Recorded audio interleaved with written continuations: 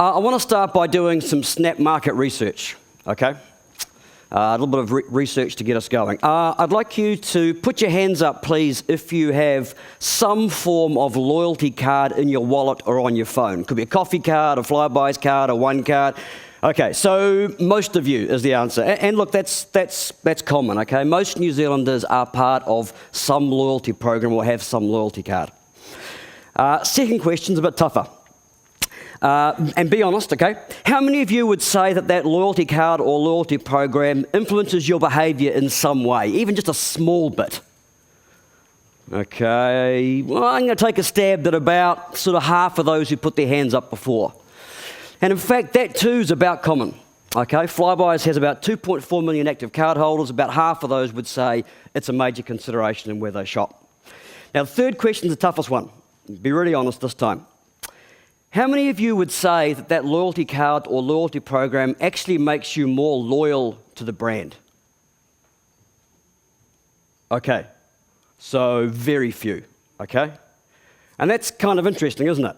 So we're all part of loyalty programs. We think it influences our behaviour in some way, yet very few of us would say it makes us loyal to a brand, which kind of begs a couple of questions, I guess.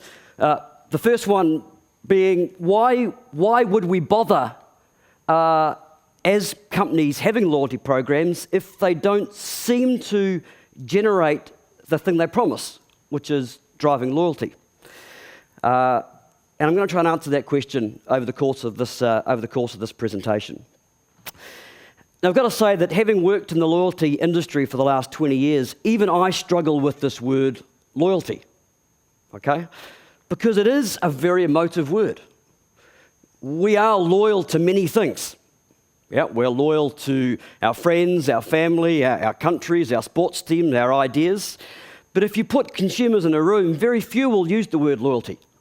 They'll say, I always shop here, or I shop here, or I prefer this brand, whatever it might be. Yet very few will use the loyalty word. So I always like to start by defining what we mean by loyalty in this commercial context. And the truth is that us in the commercial world, when we talk about loyalty, are actually talking about something that looks like loyalty, which is that customers keep shopping. They keep spending money, which is a pretty good thing because it keeps the tills ringing, keeps everyone happy, but it's not really loyalty, it's repeat purchase. And we shouldn't fool ourselves by calling repeat purchase customers loyal customers. They're just coming back and buying more from us. And I guess our market research showed that, right? We're part of loyalty programs, we have loyalty cards, but not necessarily loyal to those brands. Now, having said all that, I'm sure we can all think of brands or shops or retailers who we do have some loyalty to. Shops that we like shopping at, that we have some affinity to. I'll give you my example as an example of that. This is a donut. In fact, it's several donuts. These are, in my humble opinion, the very best donuts money can buy. They aren't cheap donuts. In fact, they're very expensive donuts. They're actually made by Nico Cafe, right next to us here in the City Gallery. Anyone tried a Nico donut? You had a great life experience, okay? Now, I am very loyal, both behaviourally and emotionally, to Nico Cafe. I buy coffee there most days, I often have lunch or breakfast there, and I often buy their donuts. This is me before I started eating their donuts. This is me at the peak of my donut eating fetish. Right now, I'm excluded from buying donuts, both by my doctor and by my wife, and indeed by Nico Cafe, who found that I was taking all the donuts early in the morning. So I am very loyal to Nico and their donuts. And what's interesting is that Nico has no loyalty program, not even a basic coffee card, buy 10 and get a free one. No loyalty program at all. And yet I am very loyal to them, often buy coffee, often buy their donuts. So why am I loyal to Nico? Well, in the most basic sense, it's because they have a relationship with me. They know my name, they say hi when I come in, they know how I like my coffee, they know I like their donuts. For a while there, Nico took donuts off the menu. I wasn't responsible. They'd just taken them off the menu. And then they came back on and they tweeted. They said, we have freshly made donuts back in the cafe today. And they said, and we have one behind the counter for Lance filled with vanilla cream. Vanilla cream donuts are my favourite. They have me at hello. Okay.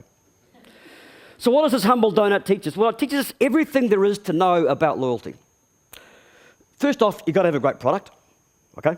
But putting that aside, the first thing you've got to have is a great relationship between a customer and a brand. Studies all around the world will tell us that customers who have a strong relationship with a brand, they'll shop more often, they'll spend more, they're more forgiving when things go wrong, they'll recommend, and so on. How do you create a strong customer relationship between a consumer and a brand? You've got to deeply understand the customer's needs and consistently deliver to those needs, okay? The second thing that the Nico Donut teaches us is that recognition is really important. I like to be recognised by Nico when I come in. I liked being recognised by their tweet. Psychologists tell us that one of the most powerful drivers of human behaviour is recognition. That's why we're told to recognise our kids, our employees, and indeed our customers. So recognition is a very strong thing. And the third thing that the Nico Donut teaches us is that in a retail world that is by and large filled with dull, boring, underwhelming customer experiences, great customer experiences stand out. They are treasured, they are talked about, they drive loyalty. All those things from a donut. Now, having said that Nico has no loyalty program, it comes back to our first question. Why, therefore, do companies spend so much money on loyalty programs? Because clearly they do. So let me give you the three reasons why I think the loyalty program industry continues and why so many people are part of loyalty programs. Because the truth is that you can't incentivize loyalty. Loyalty comes from an emotion that we have with a brand, and yet we do have these programs everywhere. I think the first reason why loyalty programs are so common is that they do actually do a good job of encouraging repeat purchase. We like to be rewarded for our shopping, okay? We like to get free stuff. And in fact, loyalty programs are very good at that. They are very good at recognising repeat purchase. Most of these programs are free to join. Why wouldn't I get something out of it as a value exchange for my business? So they're very good at repeat purchase. The second thing is they do create a point of difference. Most things in retail can be matched. I can match price, I can match service, I can match location. It is harder to match a really good loyalty differentiator. I can buy the same TV at Harvey Norman or Noel Leeming for pretty much the same price. Noel Leeming gives me a Flybuys points. Why wouldn't I buy the TV there? So, very good at repeat purchase, very good at differentiation. But the third reason why they're important is the most important reason. And that is that they provide a mechanism to help retailers understand their customers, generate insights about their customers, and utilise those insights. Now, those of us in the loyalty program game get a bit nervous about this, right? Because it dreams up all sorts of big brother connotations. But the truth is, that's what the very best loyalty programs are about, helping businesses understand their customers, using those customers to actually have the Nico experience. Very hard for a brand with many stores and to have that one-to-one relationship. Loyalty programs help facilitate that piece. Now, as I say, those of us both in the consumer land and the commercial land get very nervous about this exchange of data. And of course, issues of data privacy, data security, data use are becoming more and more of issues to all of us. And we see that every day, right, in the media now. And the fact is that more and more data is being collected about us in all sorts of environments, the online environment in particular. I read a great quote the other day that said something like, in the past we were private by default and public by effort. Now we're almost public by default and private by effort. And it is true. More and more data is being collected about our behaviours everywhere. I think what's important to people, though, and important to me, is less that data's being collected. I kind of get that. Whether I like it or not, I get it. What I am concerned about is data security, data privacy, and data use. And it's the data use thing, I think, in particular, that those in the commercial world have to really focus on. And it's interesting, if you research customers, more and more what they're saying is not that they don't like data being collected. They kind of get that. What they don't like is a poor value exchange. I'm giving you this information and you're using it really poorly. You're sending me offers that are irrelevant to me. The major reason people opt out of emails is the fact they get irrelevant emails. If I'm going to share this data with you through a loyalty program or other mechanism, I want you to use that data in a way that shows you do understand me, that you want a relationship with me, that you're giving me things that actually have value to me. So to me, those are the three reasons why loyalty programs have continued to be very common mechanics in retail land. Repeat purchase, differentiation, use of customer insights to get a strong customer relationship. One thing I get asked a lot about in my role, therefore, is, okay, that's all cool, I get that. But will they continue to be relevant given the way that the consumer world is changing? And it's a good question because clearly things are changing. Now, my answer to all that actually is that loyalty programs are going to become more common, not less common. And the reason for that is that as consumers, we are becoming less loyal. We are becoming more promiscuous as consumers. And there's a whole lot of reasons for that, one of them being globalization, the internet, and so on. In the past, there were almost barriers to switching, weren't there? In almost any category you can think of, it was quite hard actually to switch around. Now it's really easy. Doesn't matter what category you're in, the barriers to switching have almost disappeared. And we are becoming naturally more promiscuous. We actually want that choice, we want that power. We have so much more information as consumers that we use to actually be much more, not just promiscuous, but discerning in the choices that we make. So in fact, the issue of loyalty is becoming more important to retailers, to brands, than less important. What is going to change, and change markedly in loyalty programs, is the way they're delivered. The delivery mechanics are going to change fundamentally over the next 2 or 3 years. And there's many trends around the world that are now being picked up in this industry. I'm going to talk to 5 which I think are particularly game-changing for both consumers and for the brands who operate these programs. The first is clearly mobility. Loyalty is going mobile. Now, the world is going mobile, I get that, but loyalty programs in particular are going to dramatically change through mobility. If there's one thing I hear more often than anything else, especially from younger demographics, it's that if the loyalty card was on my phone, I'd use it more, okay? Now, the truth is that is what's going to happen. Over the next 2 to 3 years, we will see loyalty programs migrate from plastic cards to being on the phone, to a range of apps and mobile wallets and so on. And this is going to be really game-changing for 2 reasons. One, because we're now carrying our mobile phones as preference to our wallets. It's becoming the most important thing to make sure we have with us when we go shopping. And it does create a more personal one-to-one channel for retailers to communicate with brands. So we'll see the mobile phone become a device that doesn't just make it easier to connect at retail, but easier to communicate between a brand and a consumer. So loyalty programs are going mobile. That will actually increase the utility, increase their use, both from a consumer and a retailer perspective. Aligned with that, loyalty is going real time. And again, the world is going real time, I guess, in one sense. But more and more, we will see loyalty programs connecting with consumers as they shop, rather than just after they've finished shopping. And the reason for that is consumers demand it. We've become our attention spans have become less. We actually want things now in real time. We don't want to wait for the future. We want to be rewarded, recognised right now, right when I'm shopping. I want to know when I enter the store that I'm going to get things that are relevant to me as a consumer. I don't want to wait 3 months, 6 months. I don't want to be driven by your campaign. I want to be driven by things that mean something to me. I talk about loyalty going from the back of the store to the front of the store. Our own Flybuys customers demand this.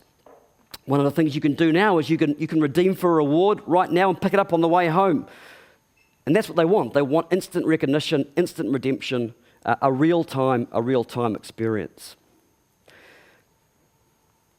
The third thing we're going to see is something that my head of technology talks a lot about, which is loyalty programs going from closed to open, which really means that for a long time there have been these ecosystems that are very closed. You've got to use the loyalty program card, you've got to interact with the loyalty program website, you've got to do it by the loyalty program's rules. That's going to change quite a bit. It's going to become a more open ecosystem where you can interact with the loyalty program as you want to. It may be via social media, via Facebook. It could be through a range of online environments. I want to check my balance when I go online to do my banking. I want to redeem through Twitter. I want to interact through ways that mean something to me. Because consumers are more and more becoming actually about things that mean something to me. The whole one-size-fits-all nature of marketing generally is changing rapidly, and loyalty programs are going to be part of that as well. Fourth trend, which we're seeing a lot of, although less in New Zealand, but more so around the world, and will come here as well, is the gamification of loyalty programs. Again, this comes back to low boredom thresholds. People don't want to just collect points or discounts or whatever it is towards a reward in the future. They want entertainment now. They want to enjoy the process. They want fun along the way.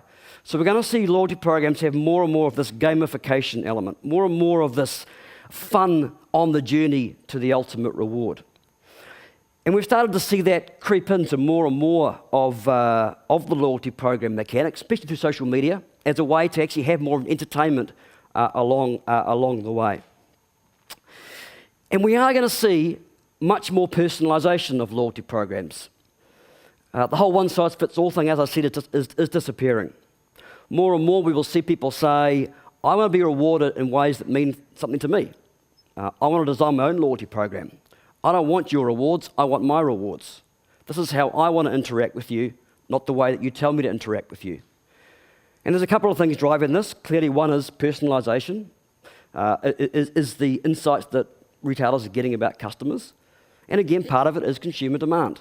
I want it to be about what's important to me as a consumer, not what you tell me is important, Mr. Retailer, Mr. Brand, Mr. Loyalty Program. So we are going to see this personalisation piece coming in. Having said all that, those are all delivery mechanics. They're always about the loyalty program being delivered in slightly different ways. It doesn't actually change the fundamentals of what drives loyalty. And it's interesting because whether you go back to the early loyalty programs of the 1920s, 1930s, or the big supermarket programs or the online programs that are coming now, those fundamentals haven't changed. The way they delivered will change and will continue to evolve. But you won't get away from the fact that loyalty is about these things on the slide. It is about the great brand. It is about the understanding of needs, the great customer experiences and relationships, the need to recognise and reward customers. I'm a bit of a Beatles fan, and one of their songs is that money can't buy you love. And the truth is that loyalty programs can't buy you loyalty either. But they can be a pretty important mechanic to help get exactly these kind of things happening between a retailer and a brand, to try and get back to that relationship that we used to have with stores on a one-to-one level, when in fact we did buy from the local butcher all the time, or the local cafe. So those things will still become important. And of course, if all else fails, making good donuts remains pretty important too, because getting that right product and making sure people love your product are still the fundamentals that drive loyalty. So do loyalty programs have a place in the marketing world? Yes, they do. Will they be there in the future? Yes, they will. And in fact, they are going to become not just more prominent, but more personalised and more of a connection between the consumer and the brand.